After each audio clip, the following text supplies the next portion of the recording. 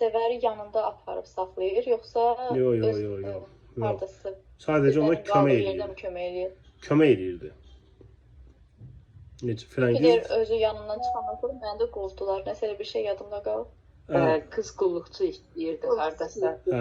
Xəstələnəndən sonra onu qovdular. Bəli, bəli. Yəni Həmin aparıb məktəbdən sonra qovdular. bəli, bəli. Firəngiz onu Başqa yerlərdən. bəli, bəli. Firəngiz onu öz yanında saxlamır. Çünki Firəngiz özü də elə bir müstəqil bir şəxs deyil axı. O maraqlı gəlir ki, axı ərindən gizli kömək edirdi. Hə, ərindən Amma gizli başqa kömək yerdə edirdi. Bəli, doğrudur. Və Oktay Sevər və Firəngizdən hansının teatrda olmasını arzulayırdı? Yəni aktrisa kimi. Sevərin. Sevərim. Sevərin. Firəngizin belə yox. Hətta Firəngizə deyir ki, sən yox. Amma Sevərə deyir ki, özə onlar necə? Məsələn, o Xaspoladda idi da ki, övladım olsa onu da qoyacağam aktrisa kimi. Yəni onlar hətta öz ailə üzvlərini aktrisa olmağa sövq edirdilər ki, tək aktrisa olsun.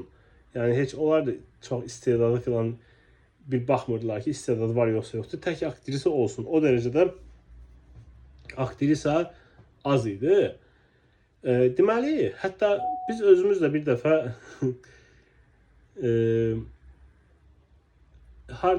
kim nə harda oyunda oynuyorduk deyəsən bir dəfə. Orada bizə bir sual düşdü ki, 20-ci əsrin əvvəllərində Ənvər Ağdamskinin hətta belə şəkillərində görmək olardı. Yəni məntiqlə fikirləşdik ki, görəsən necə şəkillərini görmək olardı. Sualın cavabını bilmirdik, amma məntiqlə tapdıq. Çünki o aktyor oynayırdı. Aktyor idi və Leyli rollarının mahir ifaçısı idi. Amma Leyli rolunu oynayanda bığsız oynayırdı. O dövrdə də kişilərin demək olar hamısı bığ saxlayırdı, bığ saqqal. Və onun çox bığsız olurdu, amma onun bığlı şəkillərində görmək olurdu. Yəni həmin oynamadığı ərəfələrdə bığlı şəkillərdə olub. Yazdıq bığlı düz çıxdı. Yəni məntiqlə gedib çıxdıq ki, adam aktyor olub və o dövrdə Leyli obrazlarını oynayıb. Bığlı da Leyli ola bilməz axı. Ona görə məcbur bığsız oynayırmış. Yəni bu əsərdəki keçən dəfə Cəlil Məmmədquluzadə üçün deyirdi ki, o Novruz Əlilərdir, sonra